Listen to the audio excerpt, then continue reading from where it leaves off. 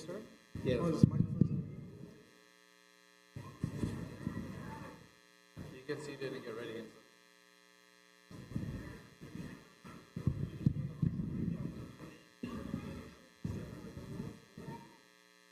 Yeah, 3-4 minutes is good.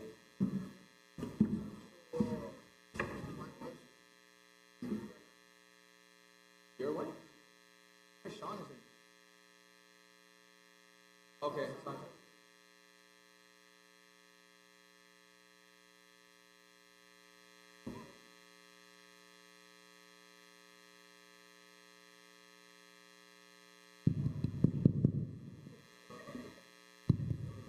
Testing, testing.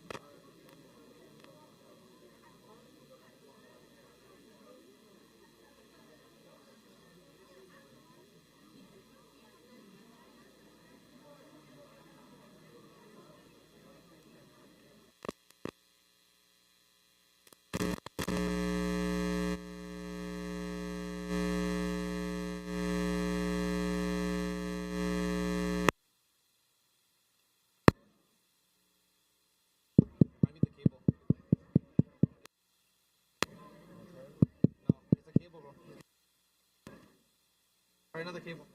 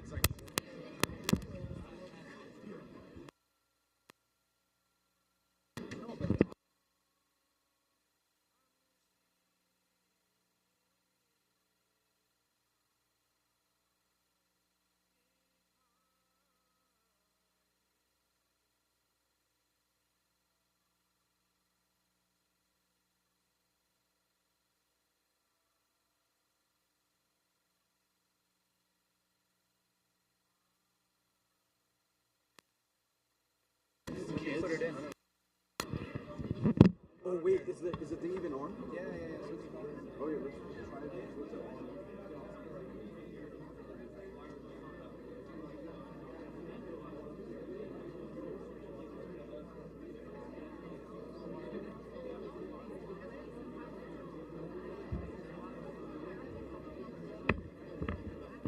One of the things that it's like if that port is like the kids were playing, they kicked it or dropped water. I don't know. That's true. I don't know. Yeah.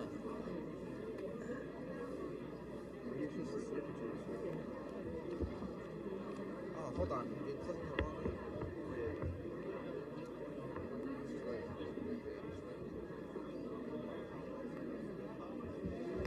It's working.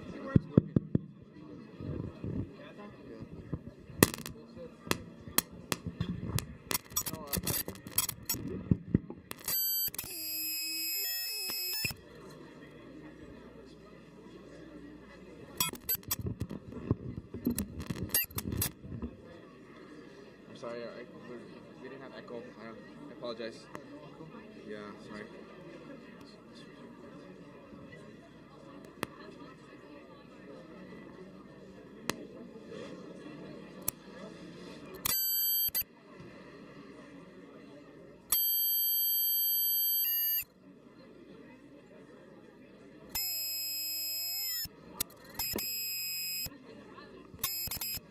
إن الله وملائكته يصلون على النبي يا أيها الذين آمنوا صلوا عليه وسلموا تسليما.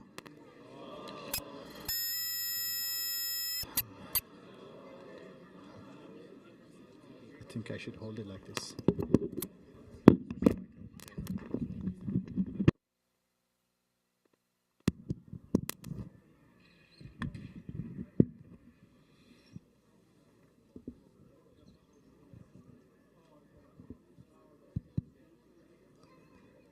Please recite another salawat, please. صل على محمد وآل محمد. أعوذ بالله من الشيطان الرجيم.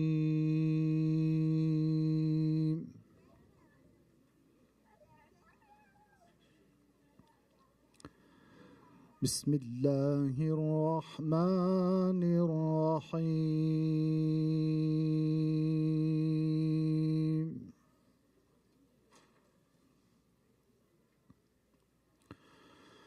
آمن الرسول بما أنزل إليه من ربه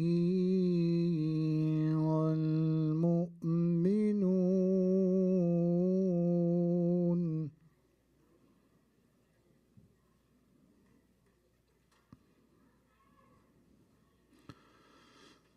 كل آمن بالله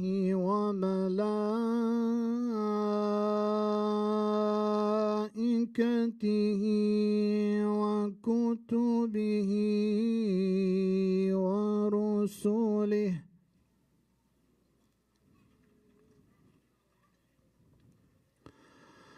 لا نفرق بين أحد من رسله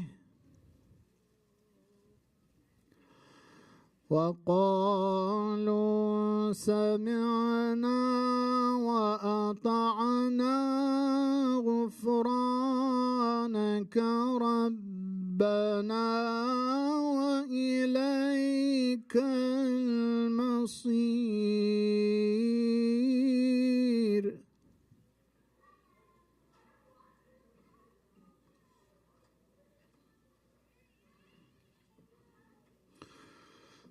لا يكلف الله نفسا إلا وسعها لها ما كسبت وعليها ما اكتسبت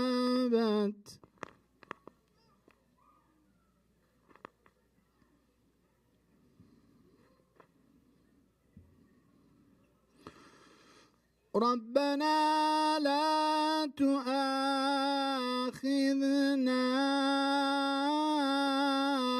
إن نسينا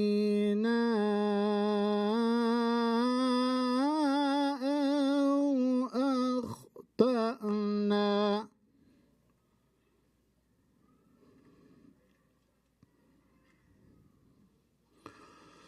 ربنا ولا تحمل علينا إصرا كما حملته على الذين من قبلنا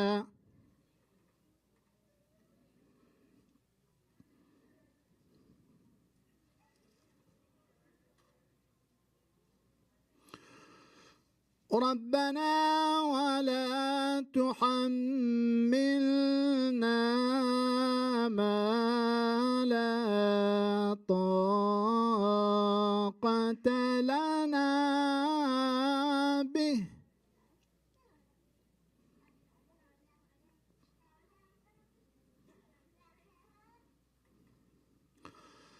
واعف عنا واغفر لنا وارحمنا أنت مولانا فانصرنا على القوم الكافرين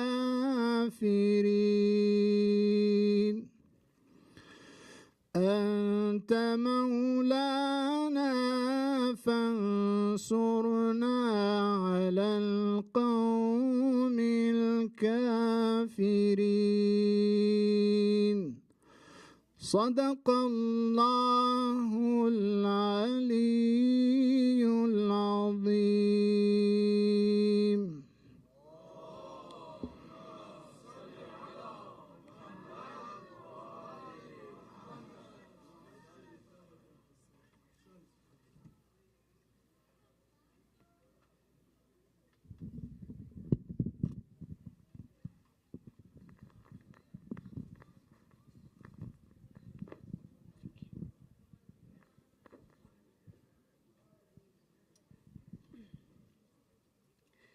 Assalamu alaikum, dear brothers and sisters. Bismillahir Rahmanir Rahim. Assalamu alayka ya Aba Abdullah. O my dear Imam Hussein alayhi salam, if I may tell you of a deep pain which has been afflicting my heart, and it has encompassed its way into my soul. It is left in aching and in sorrows.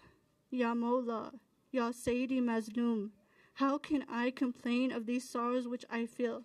Ya Aba Abdullah, I complain against those who murdered you and killed you.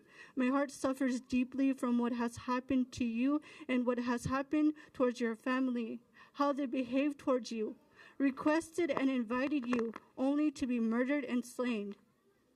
How much they tortured you and agonized you, how much you have suffered.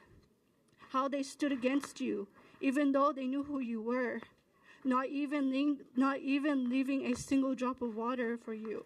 Ya Aba Abdullah, your tragedy leaves us all in agony, for this world has not known such sadness and understood a love like no other, the love which we deeply profess with every breath we breathe and with every tear we shed. Ya Mawla, you defied what is right and what is wrong. You showed the real meaning of Gurbatan illallah. For only Allah knows how much hardships and sufferings you have endured. Ya Hussein, as for us, Ya Mawla, we can only understand a small glimpse of the pain you had to go through. But our love for you, O my dear Imam Hussein alayhi salam, this love has become deeply entrenched in our hearts. A fire whose flames never become extinguished. A love which lasts a lifetime, a love that never decreases, only increasing. This is a love unlike anything. It has become everything. It has become universal. Ya Mawla, in your last and most loneliest of moments, in your precious and pious life, have asked, is there anyone to help me? Ya Aba Abdullah, I say, the whole world screams, Labbaik Ya Hussein. Ya Mawla, O my dear Imam Hussein alayhi salam, the trials and tribulations, the sufferings and agony did not stop after your holy soul departed this world. It kept continuing to the remnants of your holy household, has left our hearts aching and in pain, our hearts break, unable to heal from these wounds. This tragedy and sadness isn't easy for me to explain, and it is difficult for the hearts to bear, but more importantly, for how can one not recall the heart of yours, Ya Abu Abdullah? How must your heart been on a day like no other, while being restricted from water, but never stopping your praise of the Almighty Allah? How much patience you had, Mawla. How many lessons and reminders can we take from this tragedy? Our hearts aching and our tears continuously flowing down our cheeks. Ya Hussein, so much has happened to you and so much more will happen after you. The young children, Ya Abu Abdullah, have been beaten and slapped. Even Sayyidah Zainab salam alayha has also been beaten and slapped and abused. Ya Abu Abdullah, it hurts. My heart aches and it doesn't stop aching to recall how your mother Fatima Zahra Nisa al-Alameen salam alayha had also been slapped, beaten and abused. How evil and wicked are those who stole from you, killed and murdered you and those closest to you, ripping away at each flower, destroying each of their delicate petals. How evil are those who stole from you.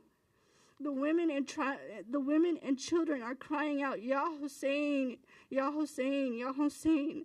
The tents of Al-Hussein are in flames and burning. Smoke fills the air while sorrow fills the hearts.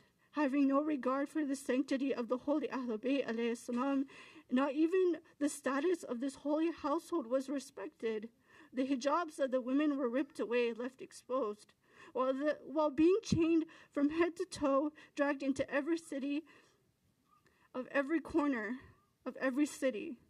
Ya Hussein, the pain doesn't stop there. The scarce heads of those brave lions being placed onto spears while being placed in front of the women and children.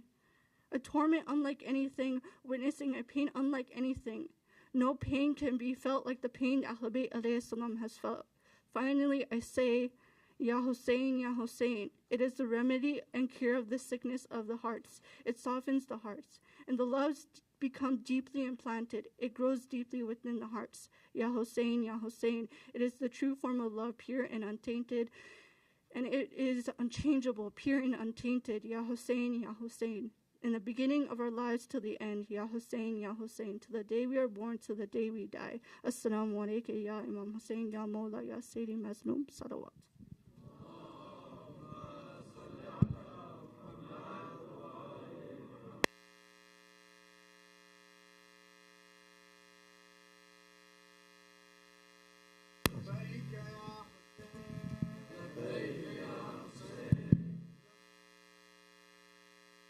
لبيك يا حسين السلام على الحسين وعلى علي بن الحسين وعلى أولاد الحسين وعلى أصحاب الحسين.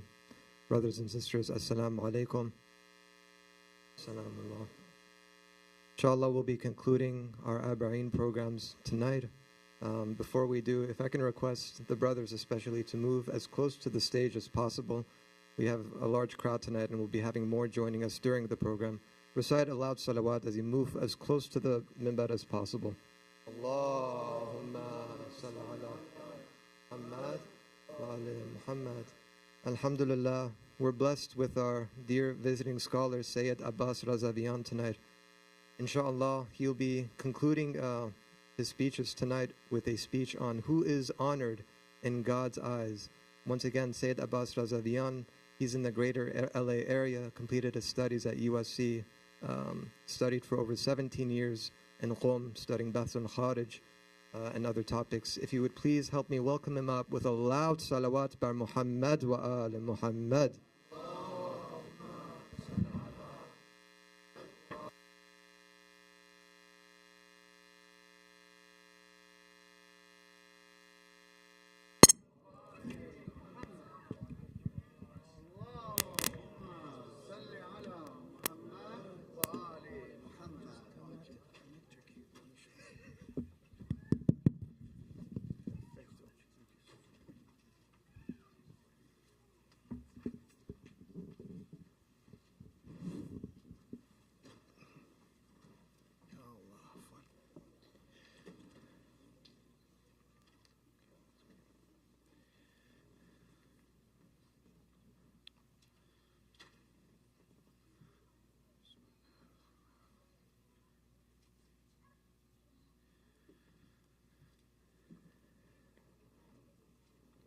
أعوذ بالله من الشيطان الرجيم بسم الله الرحمن الرحيم الحمد لله رب العالمين والصلاة والسلام على أشرف الأنبياء والمرسلين سيدنا ومولانا أبا القاسم المصطفى محمد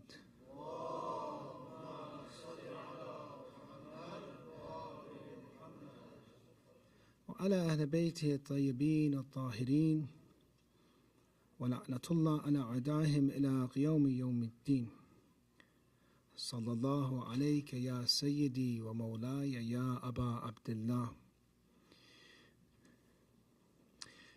Inshallah, your acts of worship, your mourning, your azadari for Imam Hussein alayhi salam is accepted. The ziyarat that you did, ziyarat arba'in today, that you performed, is something that just how salat is mi'rajul mu'min and takes a person towards God and elevates him. Ziyarat and visitation of the Imam, whether far or close to the shrine, in the same way does that to a person. It takes them and elevates their position. And just how you can have a salat that is weak and it doesn't change you much and you don't pay attention, ziyarat in the same way. But what is important is in the hadith it says that there is a destination for ziyarat. What is the destination? The destination in ziyarat says if a person visits Imam Hussein, it's as if he has visited Allah in his arsh, has visited God in his throne. So salawat ala Muhammad wa ali Muhammad.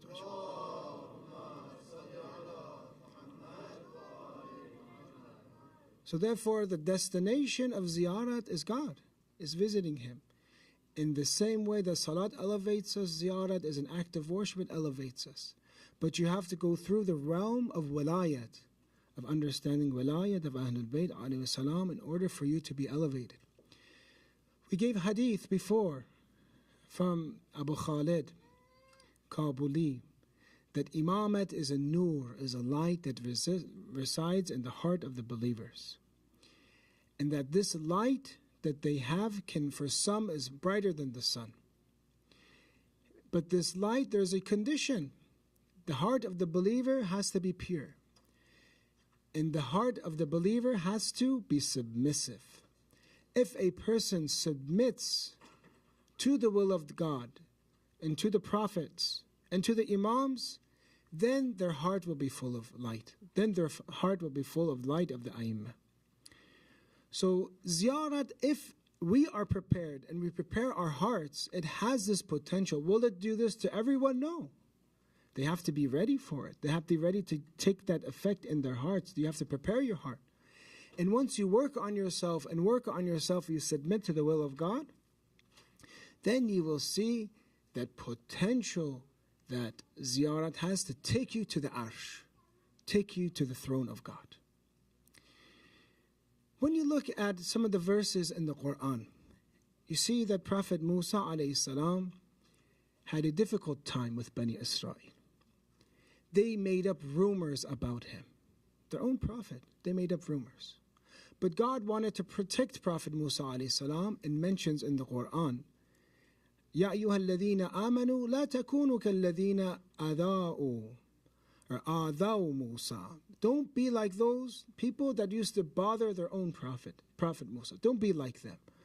And then the Quran mentions فَبَرَّأَهُ اللَّهُ مِمَّا قَالُوا. But Allah protected Musa alayhi salam and wiped out what they did to him. You can say wiped out those rumors that they spread in him. Then I said the sentence for this, وَكَانَ عِنْدَ اللَّهِ وَجِيهٌ. But Prophet Musa alayhi salam was wajihan, had a face, had honor, was dignified in the eyes of God. When someone is dignified, if people gather around and Bani Israel gather around to destroy him, ruin his reputation, Allah will elevate him. They cannot do anything to the reputation of a prophet. Who else is wajih? Wajih comes from wajh, comes from face, right? So a person that's wajih is distinguished. A person that is wajih is honored in the eyes of God. Isa alayhi salam also in the Quran is wajih. When you read about Prophet Isa alayhi salam, in the Quran اسمه المسيح عيسى ابن مريم وجيها في الدنيا والآخرة ومن المقربين. That Jesus alayhi salam in the same way is wajih in the dunya and the akhirah, because it's 2,000 years after Isa alayhi salam, and we remember him, we honor Jesus alayhi salam, and he's of those that are close. But when you approach Ziyarat Ashura, you see that Ziyarat Ashura has the same word wajih, but in this way. It says this, Allahumma ja'alni indaka wajihan bil Husayn alayhi salam. You say, oh Allah, make me admired in your sight. Give me wajih. We said Quran says Musa's wajih, Isa's wajih. Ziyarat Ashura, you ask me to be like Musa and Isa. Make me distinguished as well. But how? Bil Husayn alayhi salam. Through Husayn ibn Ali. Brothers and sisters, Karbala makes us wajih. If a person were to truly understand the movement and the martyrdom of Husayn ibn Ali, they would become honored. Karbala has lessons for everyone. Think about Karbala. There are stories of male, stories of females. Both of them heroes. Lady Zainab for the sisters, and Imam Hussein, Ashab, and the martyrs for the brothers. For you can't say Imam Hussein is for one gender. It's for everyone. It can make everyone wajih, brothers and sisters. Imam Hussein, you see, stories for the elderly, older people like Habib ibn Madahir, Muslim ibn Awsaja, for the older, and even for youngsters like Qasim and Abdullah and Hassan. You learn that at such a young age, when Imam Hussein asked him about one of the most critical elements that you can say uncle or father would ask, is, how do you face death? What do you think of death? Sometimes in this society, they're afraid even to talk about death to a long age. But quickly, Qasim ibn Hassan says, Ahla min al-asal. Sweeter than honey, I see death. So it has lessons for the young. Even for infants, it has Ali Asghar. Even for toddlers, it has Lady Ruqayya Sukaina. So Imam Hussein alayhi salam, Karbala, has his capability, is a university for everyone. Old, young, male, female. And also at the same time, we have to note this, that not everyone will be wajih with Hussein. This wajahat doesn't mean just to cry for Imam Hussein and that's it. Even though crying is part of the first step, connecting, grieving, and bringing Imam Hussein to your heart, that's the first step. But the second step is how Imam Musa Sadr says. He was a great scholar. He was actually one of the study partners of Ayatollah Shubayri Zanjani. He would say, this great marja in Qom, say, I used to debate with him. He was my study partner. As I'm saying now, learn that when you have good friends, and also in the Hawza, good people, good ulama, would study with good ulama. Ayatollah Shubayri said, I had two study partners. One was Ayatollah Beheshti, who was martyred, and the other was Imam Musa Sadr. He says, Ayatollah Beheshti, when he would go to class, and in discussions, he had a very great mind. He would give arguments and objections all the time. But he said that Musa Sadr, Imam Musa, and the Lebanese, if they're here right now, they know how important this figure is. He was so charismatic, he said, that when he would mention something with his, you can say his smile, his charisma, and his objections, you would accept automatically. That's just how he was.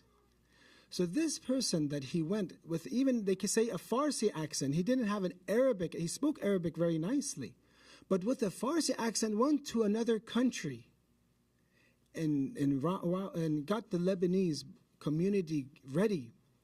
Such a person, he comes and mentions this. He says that do not be like those that cry for Imam Hussein alayhi salam, and at the same time you kill Imam Hussein, Imam Musa. He says, how can you cry for Imam Hussein but kill Imam Hussein? Nobody wants to kill Imam Hussein. He says, you kill the message of Imam Hussein. You kill his message. You cry for him. But you don't notice that when you talk about the zalimeen, the oppressors, you're on the side of the oppressors, then you have killed Imam Hussein. You don't notice when you don't defend the truth in the same way that you have killed the message of Imam Hussein. No, when you're taught about brotherhood, And like the Ashab in Karbala, they were good brothers. And you make up rumors about your brother. You make up things. You fight amongst each other.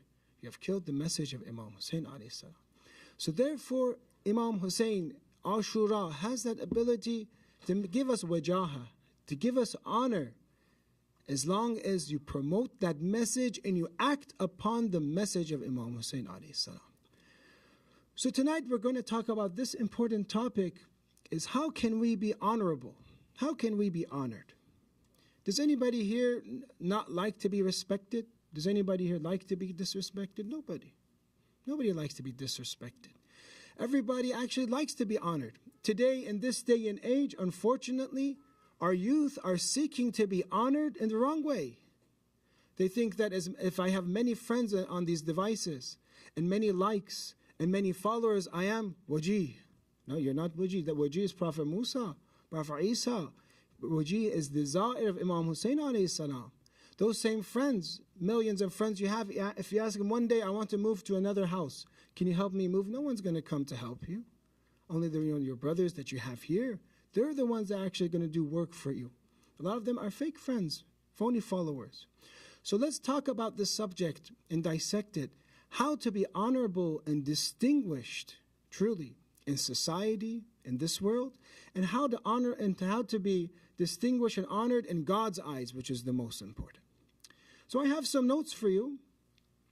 One is this, my friends, my young friends, brothers, and my young sisters.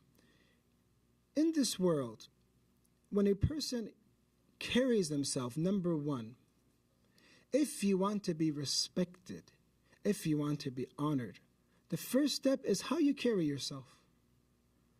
How you carry yourself. If you joke around too much, like someone like me, if you joke around too much, then sometimes people will not take you too seriously. Actually, sometimes we learn from the Hawza when to joke, when not to joke. Our teacher, Sheikh Ahmad al-Mushtadi, would even say, don't joke too much with the elderly. Leave a little gap. Be a little bit serious with the elderly. They're not at your level. You have to know when to joke, when not to joke. Ayatollah Mar'ash al-Najafi, even when he came, he would joke a lot. He was a supreme Ayatollah. I cannot tell you his jokes now. Inshallah, after the month of Safar, inshallah, give me a call. Inshallah, I'll tell you some of his jokes.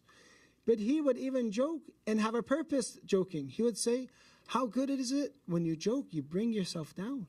You're humbling yourself. Because when he would go outside, everyone's like, Ayatollah al-Uzma Mar'ash al-Najafi Ayatollah. But he would joke with them and relate with them, and he would, in a way, humble himself. He had an intention with joking.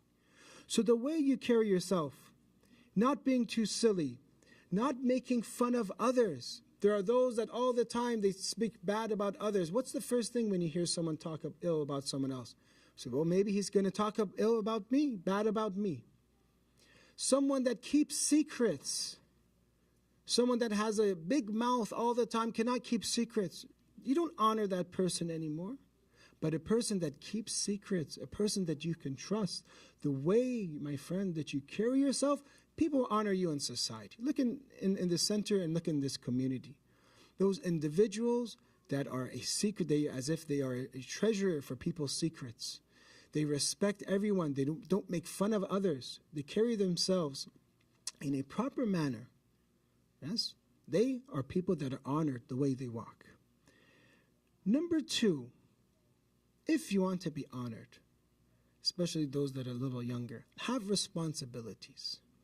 Have responsibilities. In Iran, they have, not like where you buy today bread that is made, say, usually it's fresh bread. You buy it from a bakery, usually. You don't buy it in plastic.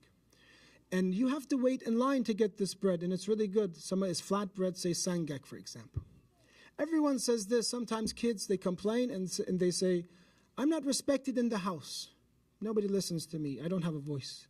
They tell them, go and get fresh bread, for example, in Iran, and be the one that goes in the morning to bring the fresh bread, bring sangak that's fresh.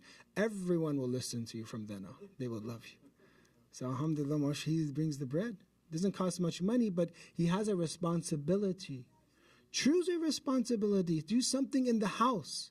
If you sit there and everyone cleans your home, your room, you live with your parents, you don't do anything, they won't respect you. So choose and teach your children at a young age to have responsibilities. Delegate responsibilities to them, and then you'll see how much you'll like them. 3, so first was carry the way you carry yourself, you'll be honored. 2, the responsibilities that you have. 3, being organized. Being organized. Did you ever see that person that's always late? He misses the meeting, always late for the meeting. Our brother here, we were talking, he says there are people that are called قَدْ قَامَتِ الصَّلَاةِ. What are the قَدْ قَامَتِ الصَّلَاةِ? They say that قَدْ قَامَتِ الصَّلَاةِ happens at home, and they have to rush somehow really fast to come here to make sure they reach Jama'ah. They come late all the time. They come قَدْ قَامَتِ الصَّلَاةِ. Do not be a قَدْ قَامَتِ الصَّلَاةِ. Come a little bit early, it's okay. Come early to your meetings. Remember your meetings. Sometimes people forget, oh, I didn't know we had a meeting. Oh, I forgot. If you're not organized, people will not respect you. But if you're punctual, if you're organized, and every time you promise something you remember, then yes, my young friends, people will take you seriously. People will take you seriously. Imam Ali alayhi salam actually in one of his later wasiyats was he recommended nadhm in your umur, being organized in your affairs, having a time period for fun, having a time period for studying, for example, having a time period for worship, having a time period to exercise. Islam is a beautiful religion that wants you to excel in all fields. And if you're not organized, you will never always waste your time. That time that you have, will completely be wasted. Sometimes, unfortunately, in our busy schedules, we always want to see if religion will somehow fit in this schedule. Remember, when you're being organized, make time for religion. Cancel things. Make time for studying. Make time for Islamic classes. Don't say, oh, this class is then, sorry, I can't make it. No. There are many classes that are being offered now, but the only way for you to learn is that student that is organized and comes all the time. I will tell you this. My teacher, who teaches Bahth al-Kharij in Qum, maybe 8 years I've been studying with him. I don't think one time he had an absence or one time was he late in 8 years. One time, remember, he said that I'm not going because of a doctor's appointment after 8 years. After 8 years. They'll never miss, because if you keep missing, you don't show up, you will not gain. It's about that schedule that you have for yourself. So tonight, think of it. How can I enhance this schedule? Actually, psychologists say, don't ever say, I don't have enough time. It's about the way that you organize your time. It's about the way you organize your time, and organize the way you can fit everything in it, inshallah. The fourth is being good at what you do, my friends. Learn a skill. Be good. What is your profession? What are you going to do in life? Whatever you're going to do, make sure it's for the community. Make sure you can help people with it. And at the same time, whatever you're going to do, be really good at it.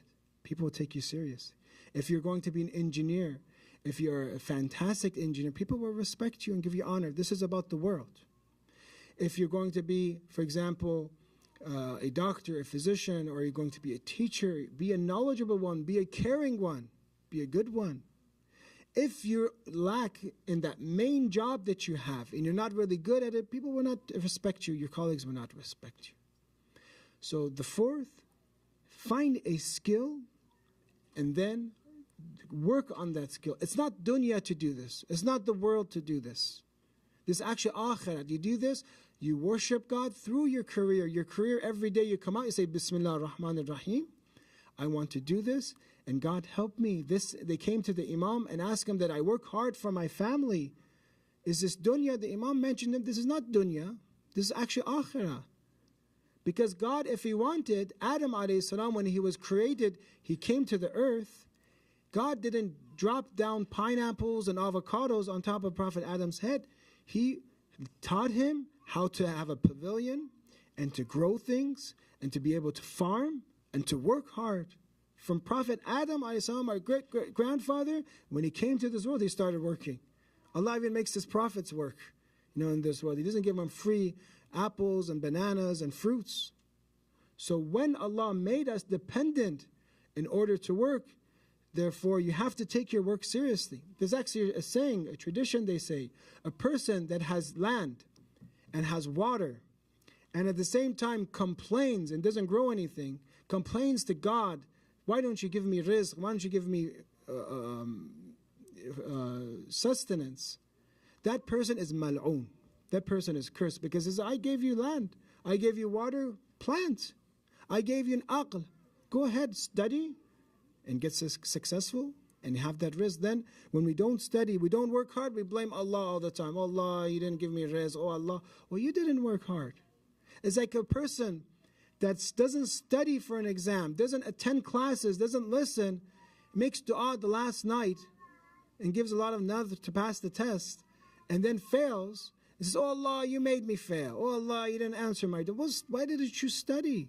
Why didn't you attend class? Right? So be good at what you do. Fifth, don't make the same mistake twice. Mu'min is kayas. If you see some faults from a friend, do not fall in the same and trust them again and trust them again and trust them again.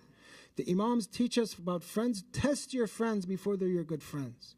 If he dishonors you in a way, if he reveals your secrets to others, don't keep coming back to them. Choose your friend. Don't let your friend choose you. So do not make the same mistake twice. This is about the world.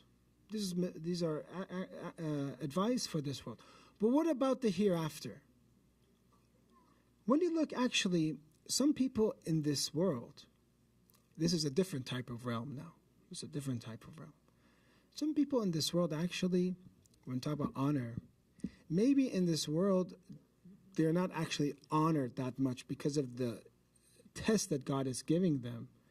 He is testing them in so much difficulty that everyone thinks, even say, for example, a prophet maybe were to see him, he wouldn't think he's someone special. Prophet Musa alayhi salam in this story is narrated that he asked Allah to show him one of the best of creation. And Prophet Musa alayhi salam was given an address. He went and visited this person, but he sees someone that has leprosy. Leprosy, is a skin disease, there's lesions. And he's handicapped, he cannot walk. And he doesn't look that religious. He doesn't have a big beard, doesn't have a lot of fragrances, atr or something. He's just a normal guy. He is, in a way, handicapped, and in the same way, he has lesions in his face.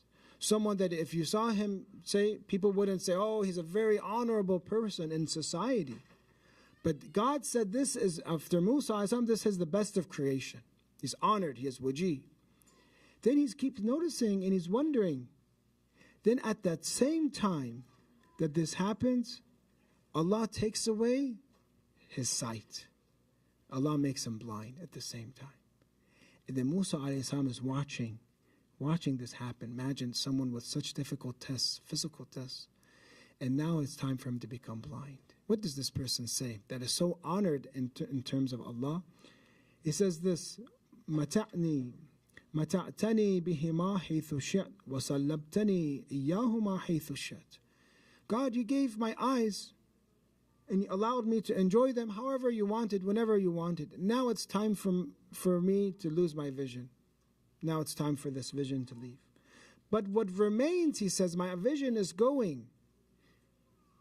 But what remains is وَأَبْقِيَتْ لِي فِيكَ طُولَ الْأَمَلِ. But what remains is this, my dream, my aspiration, my hope in you. You take my vision away from me. Whenever you wanted, you gave it to me. Whenever you wanted, you took it away. But what remains is my hope in you. Ya Bar, O person, O being that does good to me. He is taking his vision from him. And he's saying that, O Bar, O one who does good. O one who does good. So see that this person who was very grateful, who was very patient, but at the same time maybe had a circumstance that people would not consider him wajih. So what I'm trying to say from this story is what is more important. Yes, we need to be organized. We need to be able to be good at what we do. We need to be careful how we carry ourselves. But at the same time, what is important is to be honored in the eyes of God. That is what is honored. How can we do this? How can we be honored in the eyes of God?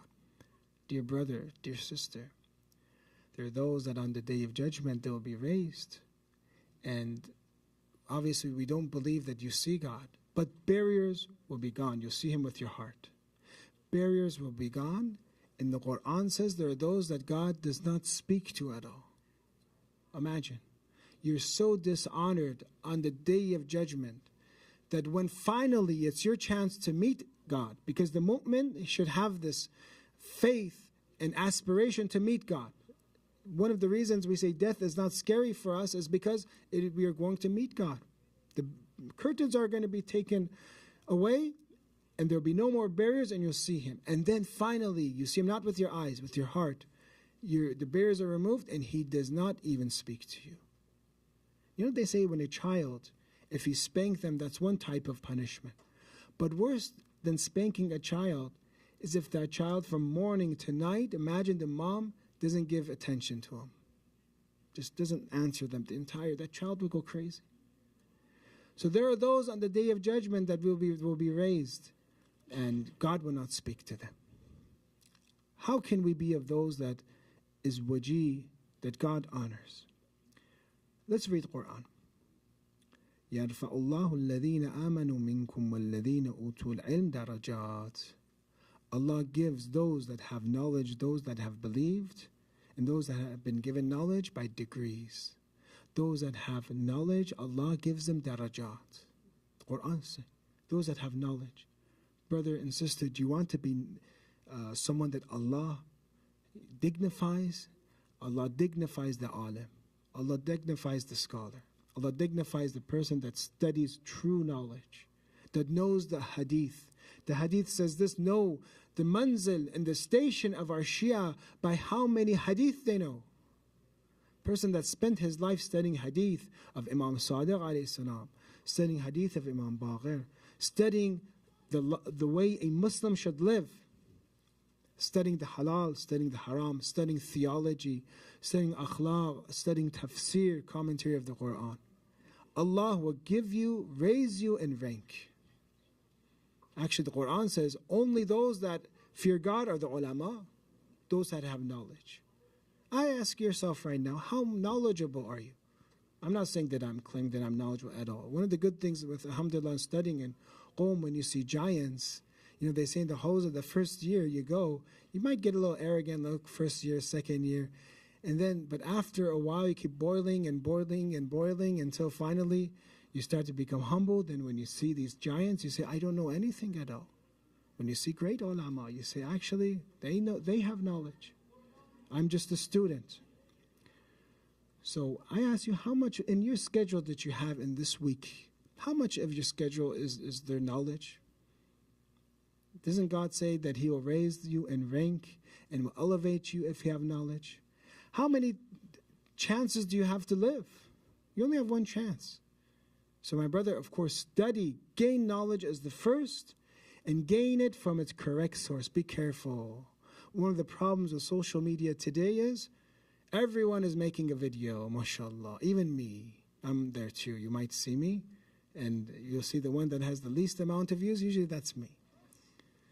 But you see everyone, experts, some people that claim they're expert in medicine, they tell you actually they don't know anything about, they never had a medical degree. They say, shake this drink and then drink it and eat as much sugar and donuts as you want. If you're diabetes, it's okay. Just drink and buy this drink and it'll be okay because it has fiber in it and your blood sugar won't rise, for example.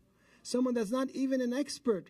The problem with social media today is everyone is making a video and nobody's qualified. Back then when there wasn't social media and you want to learn about something, and there wasn't, say, internet and Google, you'd actually have to go to someone that had the original big, thick books and like a big library or something they studied, and they actually would teach you knowledge. But now, in the information age, you cannot distinguish. It's hard, especially when it comes to Islamic speeches. Don't just necessarily listen to that one that has the best, ability to speak or captures your attention. Try to find the most qualified scholar in your language. Try to find them and then learn from them. Be careful who you seek your knowledge from. And this is truly a problem in today's society, as everyone is making videos about things that they're not have the proper, adequate education. 2, taqwa. So the first, seek knowledge. Actually, let me read this Quran first. هل يستوي الذين يعلمون والذين لا يعلمون. Allah says, are they equal, the one that knows and the one that doesn't know? The one that has knowledge and the one that doesn't have knowledge, are they equal? He asks, are they equal? No, they do not know. إنما يتذكر أولو الألباب. The people of understanding are those only, again, إنما, only those that remember are أولو الألباب, those that have knowledge, those that have understanding. I actually want to give another point for this. There's a story, I believe Shahid Mutahari brings it, because he has this book called Dastan al-Rastan. And they wanted to have they would mention some of his stories on the radio, early type in the revolution, because people love stories. So one of the stories in this book that he brought is that once the Prophet of Islam entered the masjid and saw two groups of people. A group that are worshipping Allah, subhanallah, and worshipping Him, doing salat or whatever act of worship. And another group that are busy studying, and they're studying together. And they ask him, which one do you favor? Which one would you choose right now, really? If you saw people, imagine crying in tears and have Abbas like this and they are crying. Or you see someone that are talking about, I don't know, a ruling of, I don't know, how to do wudu or something like that. You think it's not, but that person that's crying, mashallah, which one would you choose? Which one is higher, you think? Then the Prophet in this hadith says, those that are seeking knowledge. And he said, actually, that I have been sent for them. And he goes and sits with them. Sits with them. This is the importance of knowledge. And I gave the story about Imam Hussein alayhi salam.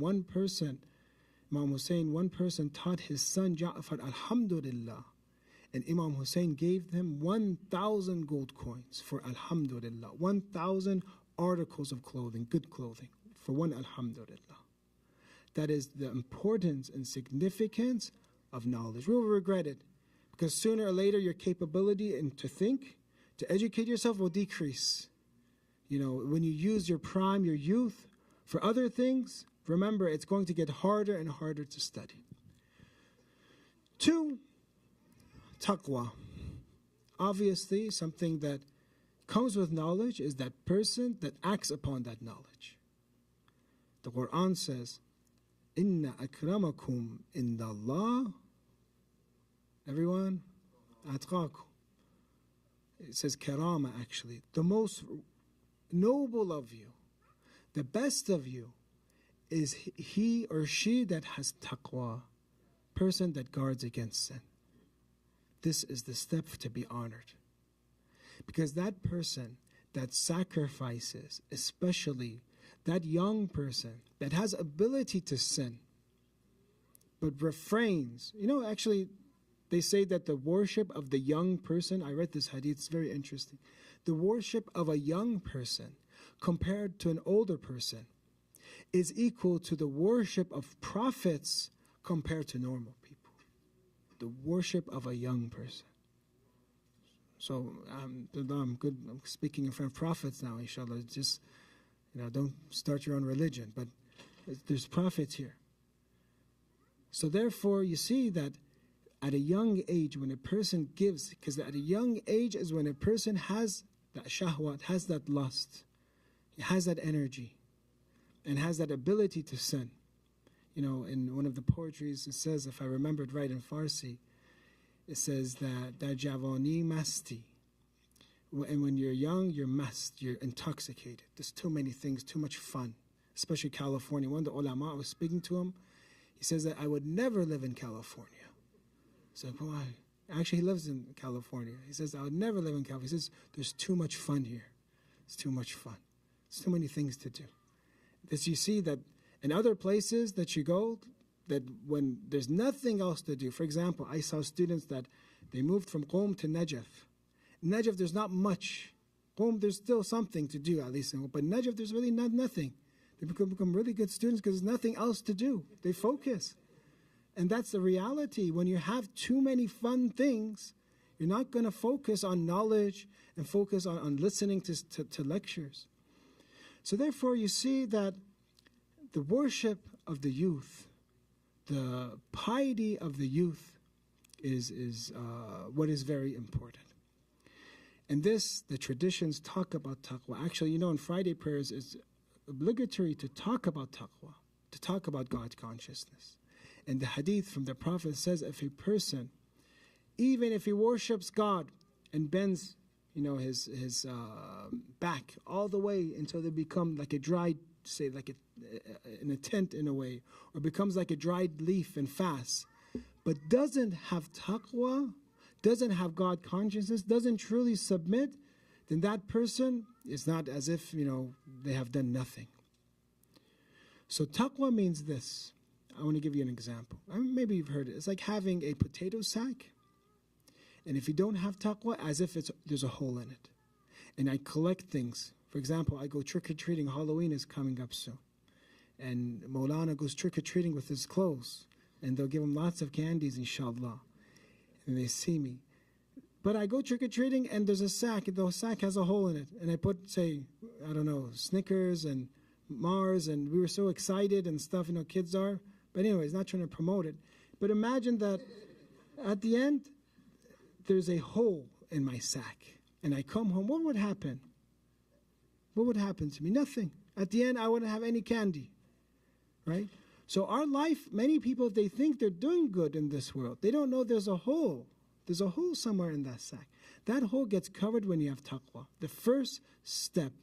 Taqwa means whatever duties you have, you obey. If it's economic taqwa, we have economic taqwa, financial taqwa. When I do business, I study the rules of business. When I want to invest, I study, is this halal to invest or not? Is this usury? Is this riba? Even when I buy a home, I know what I'm doing. Is this mortgage? Is this credit card allowed here or not allowed? I know what I'm doing, so I have a halal income. I have a halal place to stay. Economic taqwa. I bring a halal luqma or halal food for my family. You have taqwa when it comes to your friends, friendships, and the way you treat each other. Would I listen to them? Do I do ghaybat? Do I listen to ghaybat? Do I respect them? The way I treat others, I have taqwa. One person, they might not have taqwa in one field. So analyze yourself. Do I have taqwa in all realms? Shahid Mutahiri talks about a person that focuses on one aspect of religion and doesn't focus on the other part, like a cartoon that either the nose is really big or the ears are really big, right? Islam, you're trying to focus on all aspects, economic aspects, what is halal, what is haram, marriage aspects, raising children aspects.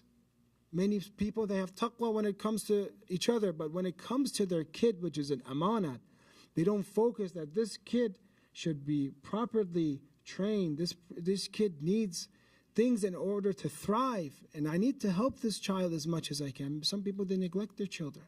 They're not good parents. So as being a parent, you need to have taqwa. When it comes to acts of worship, we need to have taqwa. You see that the visitor of Imam Hussein alayhi salam, the true visitor, we talked about Ashura, giving us wajahat, is those that followed the Imam, those that submitted to the will of the Imam. Again, I'm going to read that hadith that I read from the first night. Let's recite Salawat ala Muhammad wa ali Muhammad.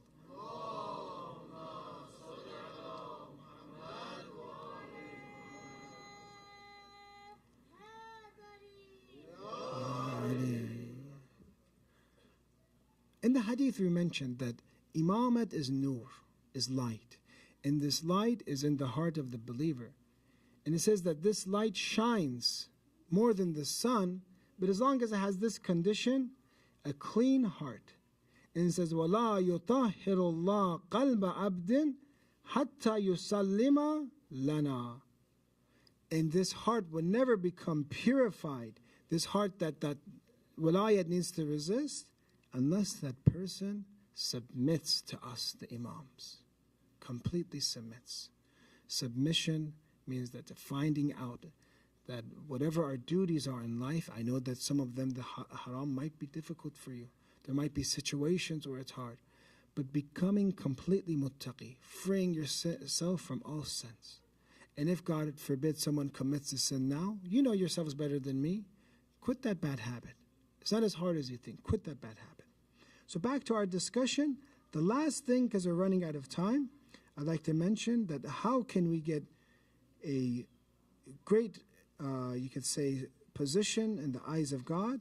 The last is, in order for us to have wajahad or be waji, is for us to be people that fight against the nafs, fight against the lower desires.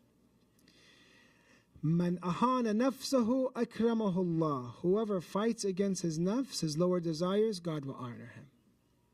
When you look at the camp of Imam Hussein alayhi salam and look at the camp of the enemy, you see that the camp of Imam Hussein is the camp that did tahdhibun nafs, that they fought against their desires. You see the camp of Yazid that let themselves go freely to do whatever they want. Those that are with Imam Hussein, they fought against their lower desires.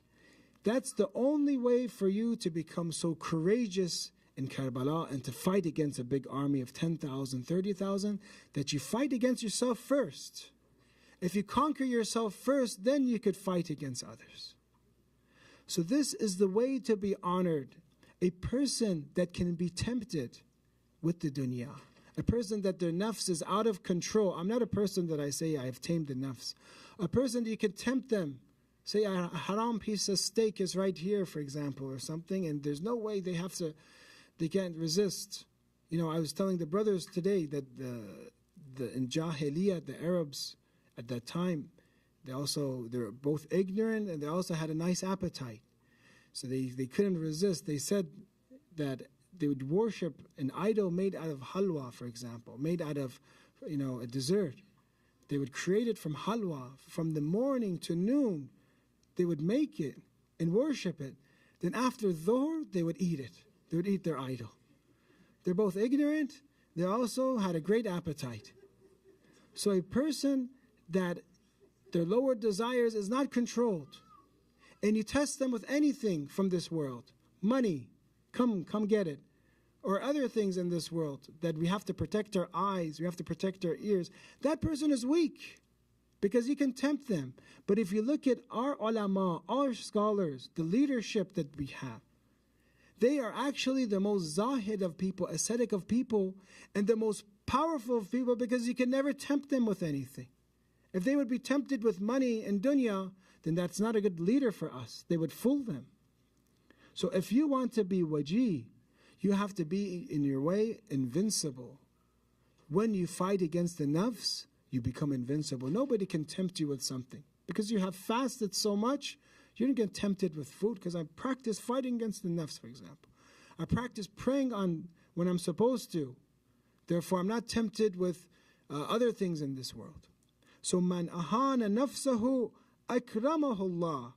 Whoever fights against the nafs, desires, God will honor him. And if you look at the secret to all the famous people that we had, all the beloved members of Ahlul Bayt and their companions, they had this quality in common, that they fought against the lower desires. Their nafs wanted something. The nafs is always amara basu, perpetually commanding you, but they have stomped it down, and they're in control of themselves all the time, in all aspects. Please recite salawat ala Muhammad wa ali Muhammad.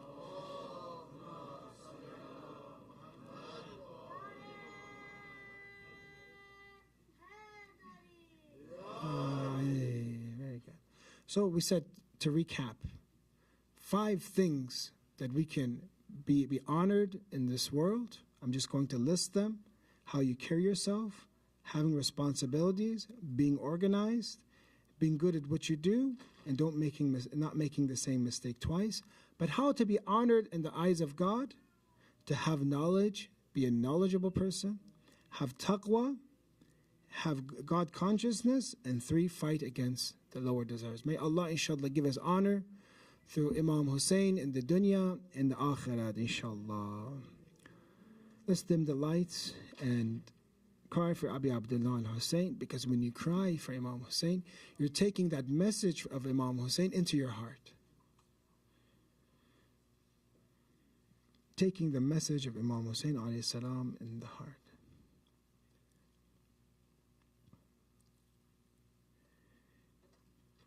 The caravan of Imam Hussein eventually reaches Medina. After this long journey of different cities, they finally reach Medina.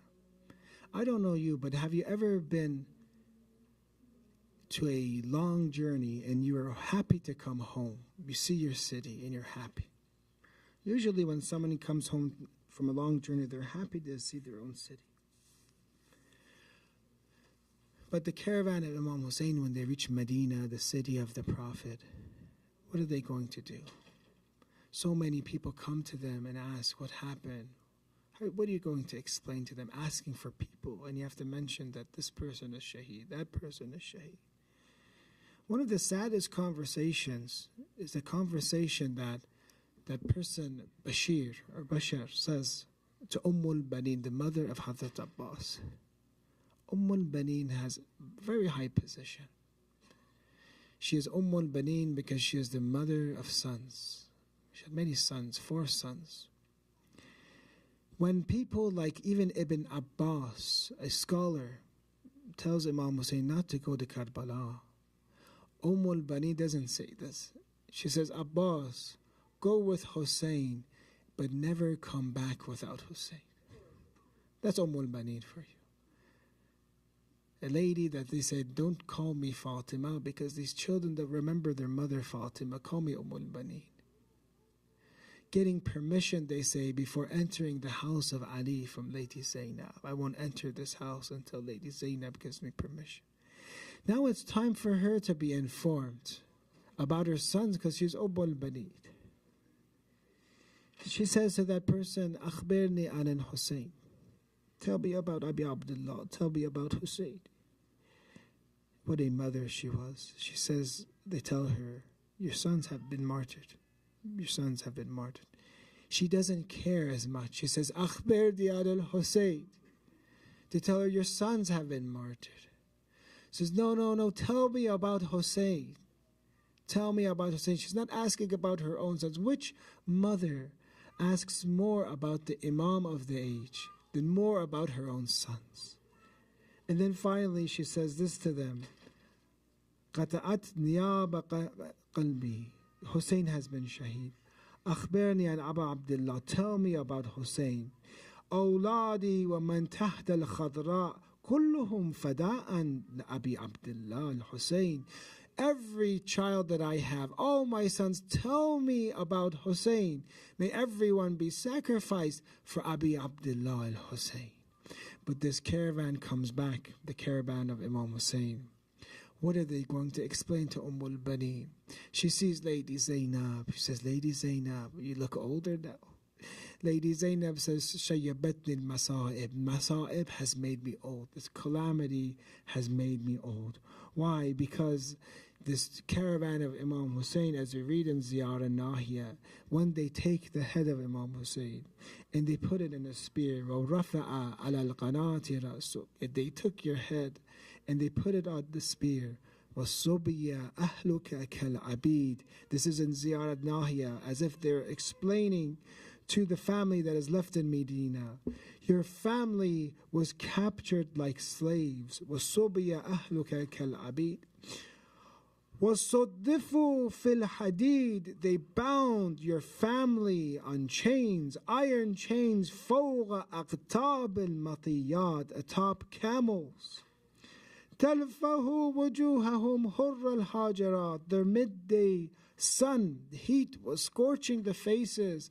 This family that was always protected, now the sun is scorching, the hot sun is scorching upon their holy faces. يُسَاقُونَ فِي الْبَرَارِ وَالْفَلَوَاتِ. They were driven across deserts and wastelands. أَيْدِيَهُمْ مَقْلُولَةُ إِلَى الْأَقْنَابِ. And their hands were chained upon their necks.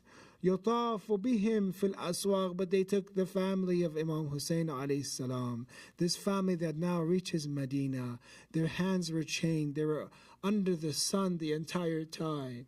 But what maybe you could say was one of the worst musibats for them after Imam Hussein was martyred was that يطاف بهم في الأسواق. They took them to the marketplaces. They paraded the family of Imam Hussein in the markets.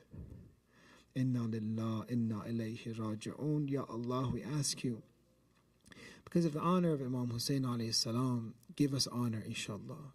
Ya Allah, give us knowledge, inshallah. Give us taqwa, inshallah. Ya Allah, give us the ability to fight against our lower desires, our nafs, inshallah. Ya Allah, we ask you to accept our majalis for Imam Hussein. Make us of the zawar of Imam Hussein. Give us shafa'at of Imam Hussein in the dunya and the akhirat. Ya Allah, make us, inshallah, educated, good, young Muslims, inshallah, that will help the Imam of the age and be companions of the Imam of the age in his occultation and during his advent. Recite a salawat ala Muhammad wa ali Muhammad for Faraj Imam Zaman.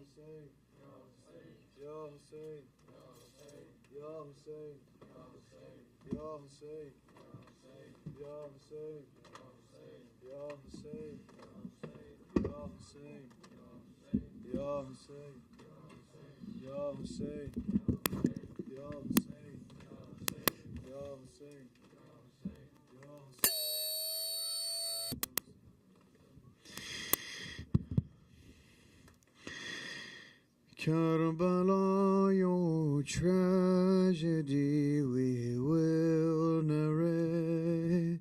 Karbala, your tragedy we will narrate.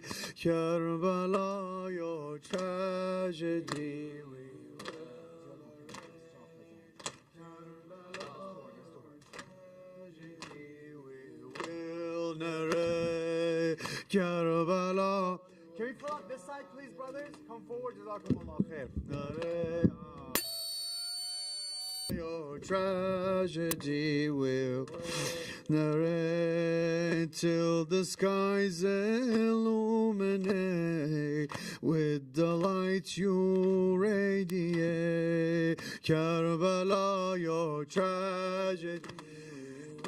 Let me get your voices. Karbala, your tragedy we will narrate till the skies illuminate. Everyone, till the skies illuminate with the light you radiate. Karbala, your tragedy we will narrate. Everyone, Karbala, your MashaAllah, we will narrate. Buried in your heart the son of Fatima, warith of Adam wa Nuh Mustafa, that Hussein ibn Ali al-Murtada, who defied every dhulm of Ashqiya. With his final call, you still reverberate till the skies illuminate with the light you radiate. Karbala, your tragedy we will narrate. Karbala, your tragedy will narrate till the skies illuminate with the light you radiate. Karbala, your tragedy we will narrate. Karbala, your tragedy we will narrate. He who taught us how to brave adversity, never compromise on your humanity. He who fought malice with generosity and became the standard of integrity. Only if his model we could emulate. Only if his model we could emulate. Till the skies illuminate illuminate. With the light you radiate. Karbala, your tragedy will narrate. Karbala, your tragedy will till the skies illuminate. With the light you radiate. Karbala, your tragedy will Karbala, your tragedy will Karbala, your message is pristine and pure. Never be unjust nor injustice endure. Karbala, your message is pristine and pure. Never be unjust nor injustice endure. Wealth and power never should inspire awe. Wealth and power never should inspire awe. Everything you heard and everything you saw, till our final breaths we shall commemorate. Till our final breaths we shall commemorate. Till the skies illuminate. With the light you radiate. Karbala, your tragedy we will narrate. Karbala, your tragedy we till the skies illuminate. With the light you radiate. Karbala, your tragedy we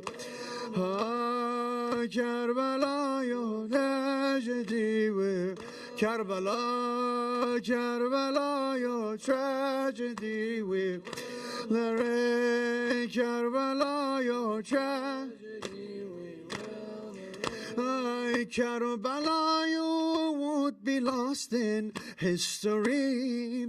And Ali Akbar wa Abbas Jari. Were it not for you, Sa'ib bin Ali, in the court of arrogance and tyranny, now forever will your sermon resonate. Now forever will your sermon resonate. Till the skies illuminate. With the light you radiate. Karbala, your tragedy will narrate. Karbala, your MashaAllah, with your voices you'll narrate. Karbala, your tragedy, MashaAllah.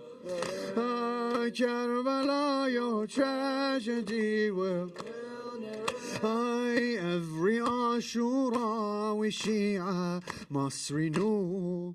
Every Ashura we Shia must renew. Karbala's anthems in our character too. Karbala's anthems in our character too. Our mourning should inspire what we do. Our mourning should inspire what we do. Only then can we deliver what is due. Only then can we deliver what is due. Mawla, help our speech and actions integrate. Mawla, help our speech and actions integrate. Ya Mawla. Mawla, help our speech and actions integrate. Mawla, help our speech and actions integrate. Till the skies illuminate. With the light you radiate. Karbala, your tragedy we will Karbala, your tragedy will narrate. Karbala, your tragedy will MashaAllah. Karbala, your tragedy will Karbala, your tragedy will Karbala, your tragedy will Hussein, Hussein, Hussein, Hussein, Hussein, Hussein, Hussein. Thar Allah, Thar Allah. Hussein, Hussein, Hussein, Hussein, Jawah. Thar Allah, Thar Allah. Everyone.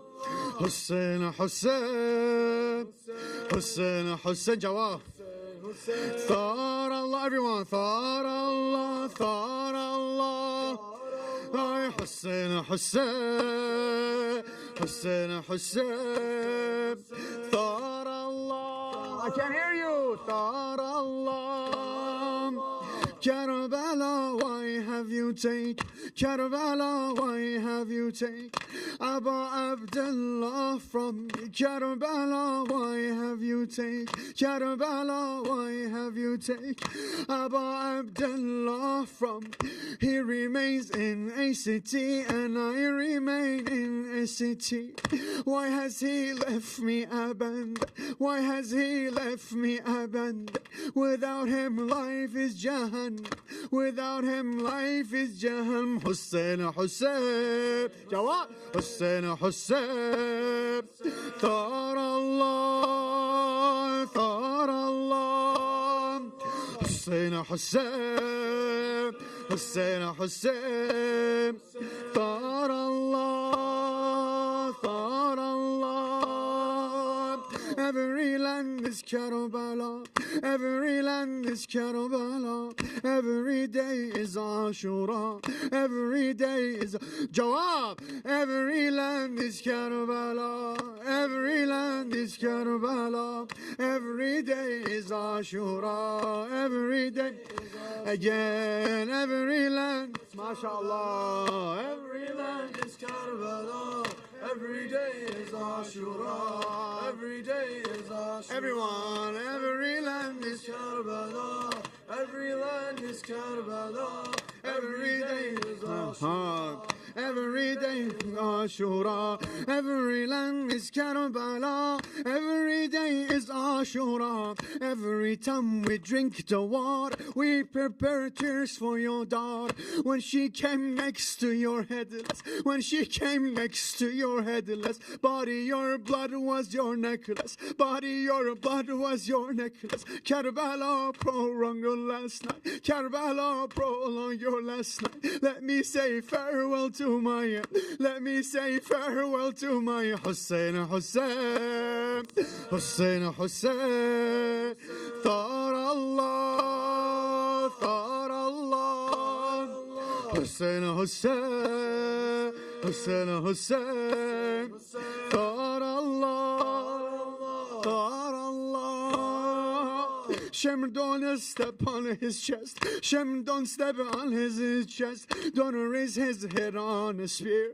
Don't raise his head on a spear. Shem, don't step on his chest. Don't raise his head on a spear. I cannot see Hussein defeated. Cannot shed any more tears. Karbala, so I'm shedding. Karbala, so I'm shedding.